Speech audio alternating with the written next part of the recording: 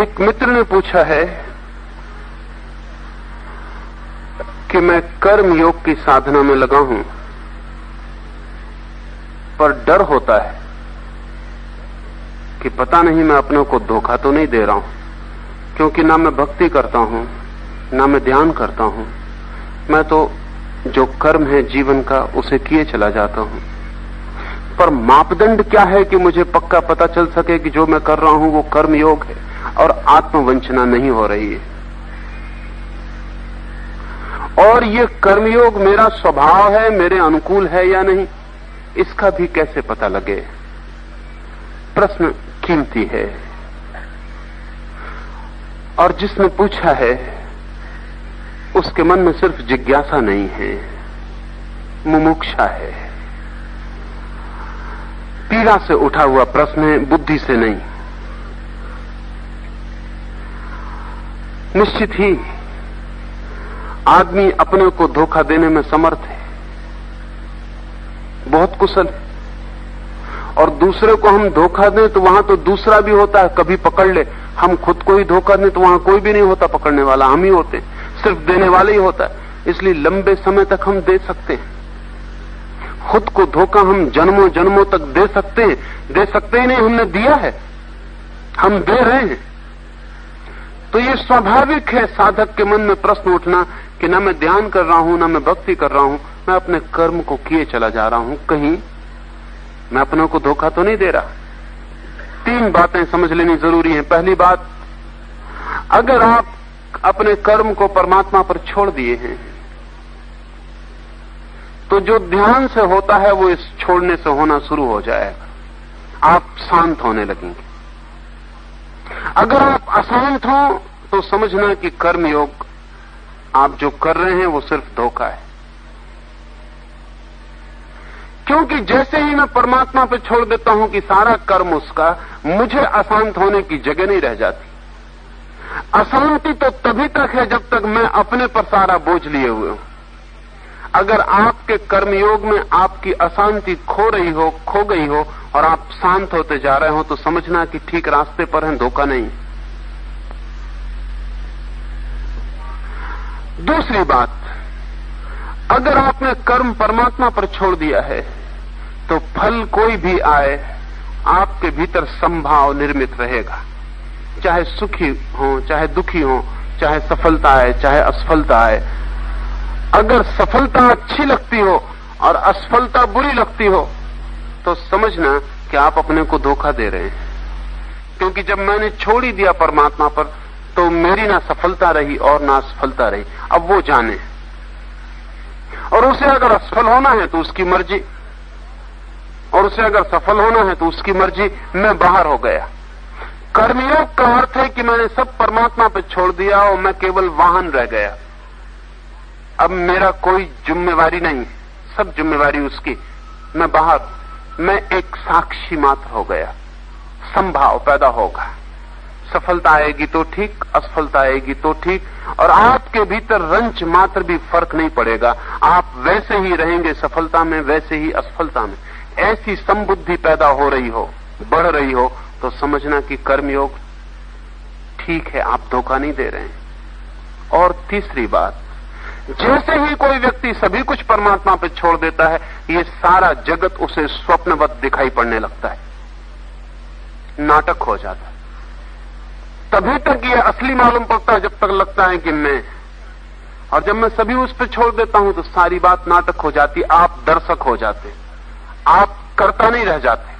ध्यान रहे, जब तक मैं करता हूं तब तक जगत और है, और जब मैंने सब परमात्मा पर छोड़ दिया तो करता वो हो गया। अब आप कौन रहे? आप सिर्फ दर्शक हो गए। एक फिल्म में बैठे हुए एक फिल्म देख रहे हैं, नाटक चल रहा है, आप सिर्फ देख रहे हैं, आप सिर्फ देखने वाले रह गए। तो तीसरी बात, जैसे ही आप सब परमात्मा पर छोड़ देते हैं और कर्मयोग में प्रवेश करते हैं, जगत स्वप्न हो जाता है, एक खेल हो जाता है, आप सिर्फ देखने वाले रह जाते हैं। तो तीसरी बात, अगर आप में साक्षी भाव बढ़ रहा हो, शांति बढ़ रही हो, संभाव बढ़ रहा हो, साक्षी भाव बढ़ रहा हो, तो आप जानना कि ठीक रास्ते पर हैं, धोखे का कोई उपाय नहीं। और अगर ये न बढ़ रहा हो तो समझना कि आप धोखा दे रहे हैं। और अगर ये न बढ़ रहा हो और आप बहुत चेष्टा कर रहे हो फिर भी न बढ़ रहा हो तो समझना कि ये आपके स्वभाव के अनुकूल नहीं। चेष्टा करके देख लेना, अगर बढ़ने लगे गति इन 3 दिशाओं में तो समझना कि आपके अनुकूल है। अगर न बढ़े तो किसी और दिशा से चेष्टा करना। लेकिन लोग क्या समझते हैं कर्मयोग से? लोग समझते हैं अपने कर्तव्य को निभाना कर्मयोग है। पत्नी है, बच्चा है, ठीक है, अब उलझ गए संसार में तो नौकरी करनी, धंधा करना, कमा के खिला पिला देना, अपना कर्तव्य पूरा करना है। लेकिन ऐसे जो लोग हैं जो कहते हैं कर्तव्य पूरा करना है, इनका चेहरा उदास होगा, आनंद से भरा हुआ नहीं होगा। ये ढो रहे हैं बोझ। इनके मन में भीतर तो कहीं चलता है कि पत्नी बच्चे सब समाप्त हो जाते तो बड़ा अच्छा होता। हत्या का मन बहुत गहरे में है, या ये भूल न की होती तो बड़ा अच्छा होता। फंस गए तो अब ढोना है, तो ढो रहे हैं, कर्तव्य अपना पूरा कर रहे हैं। इसको लोग कहते हैं कर्मयोग कर रहे हैं। ये कर्मयोग नहीं है, ये तो एक तरह की नपुंसकता है। न तो भाग सकते हैं और न रह सकते हैं, दोनों के बीच में अटके। सन्यासी होने की भी हिम्मत नहीं कि छोड़ दें कि ठीक है जो गलती हो गई, अब माफ करो, अब जाते, वो भी हिम्मत नहीं। ये भी हिम्मत नहीं कि जो है उसका पूरा आनंद लें, उसको परमात्मा की कृपा समझे, अहोभाव माने, ये भी हिम्मत नहीं। दोनों के बीच में त्रिशंकु की तरह अटके। इसको कहते हैं कर्तव्य कर रहे हैं। ध्यान रहे, कर्तव्य शब्द बहुत गंदा है। इसका मतलब होता है बोझ ढो रहे हैं। 2 तरह के लोग हैं। एक तो जो अपनी पत्नी को प्रेम करते हैं इसलिए नौकरी कर रहे हैं, वो नहीं कहेंगे कभी कि हम कर्तव्य कर रहे हैं, वो कहेंगे हमारी खुशी है। जिस स्त्री को चाह है उसके लिए एक मकान बनाना है, एक गाड़ी लानी है, उसके लिए एक बगीचा लगाना है। जिसको चाह है उसे सुंदरतम जगह देनी है, इसलिए हम आनंदित हैं। और कर्तव्य शब्द उपयोग वो नहीं करेंगे।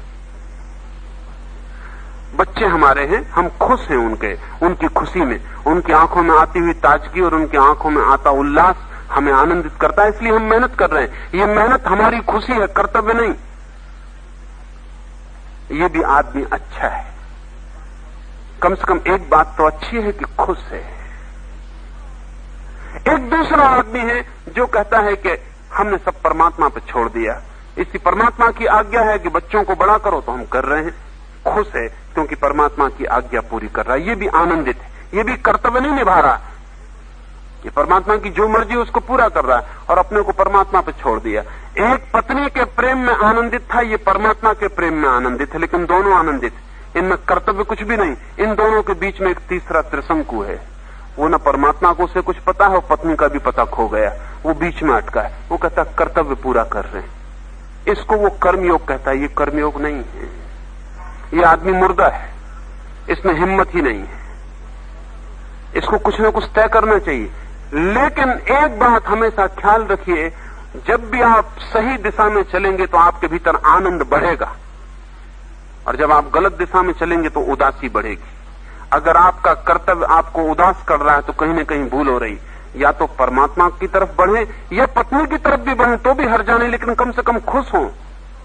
क्योंकि पत्नी की तरफ खुश हुआ आदमी कभी परमात्मा की तरफ भी खुश हो सकता है, क्योंकि खुशी तो उसे आती, आनंद तो उसे आता है। कम से कम एक बात तो आती कि वो आनंदित होना जानता।